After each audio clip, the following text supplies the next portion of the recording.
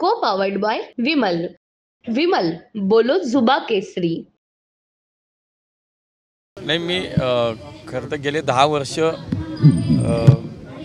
पतंजली योग समिती आणि माझ्या भारतीय जनता पार्टी संस्कृती प्रतिष्ठान जे माझं आहे त्यांच्या माध्यमातून सातत्यानं प्रत्येक वर्षी हा कार्यक्रम जागतिक योग दिनाच्या निमित्तानं साजरा करत असतो.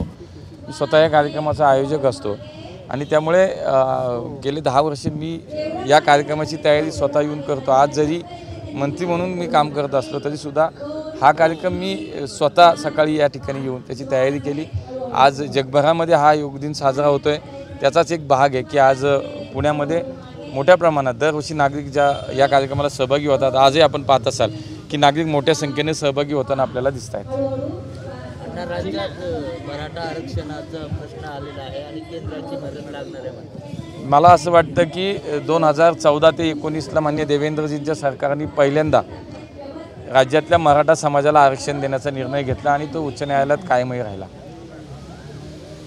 त्यापूर्वी राज्यातल्या कुठल्याही नेतृत्वाने मराठा समाजाच्या आरक्षणाचा विषय काही नवीन नव्हता, तरीसुद्धा त्याला न्याय देता आला नव्हता कोणाला.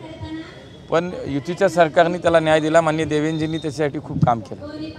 त्याच्यानंतर राज्यातलं सरकार बदललं आणि या सरकार बदललं त्या सरकारनं हे आरक्षण कायम ठेवण्यात त्यांना अपयश आलं आणि पुन्हा या राज्यामध्ये आता माननीय एकनाथजी शिंदेसाहेब, माननीय देवेंद्रजी, माननीय अजितदादा यांच्या नेतृत्वाखाली महायुतीचं सरकार काम करते आहे.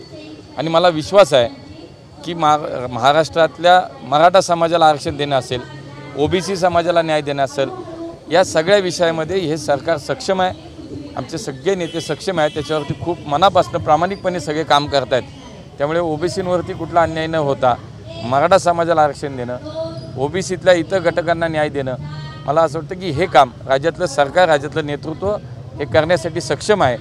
पण एक कार्यकर्ता म्हणून, एक या राज्यातला केंद्रातला प्रतिनिधी म्हणून निश्चितपणे या सगळ्या विषयात जिथे जिथे मला आवश्यकता मला सांगितलं जाईल तिथे तिथे मात्र मी निश्चितपणे उभा आहे. तुम्ही आता विमानतळावरती चाललात.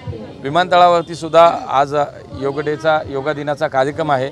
आमची सगळे मंडळी त्या ठिकाणी जमलेले आहेत आणि माझ्याकडं ते मंत्रालय असल्यामुळे आज आमच्या माध्यमातून सुद्धा त्या ठिकाणी कार्यक्रमाचं नियोजन केलं आहे. मी तिथे निघालो.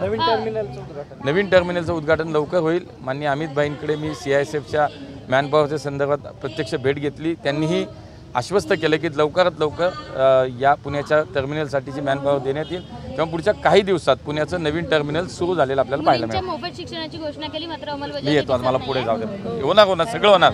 को पावर्ड बाय विमल. विमल बोलो जुबा केसरी.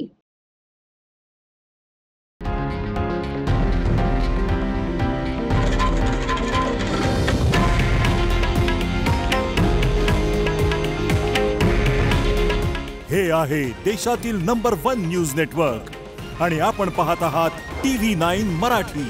काळजी तुमची, हित महाराष्ट्राचं.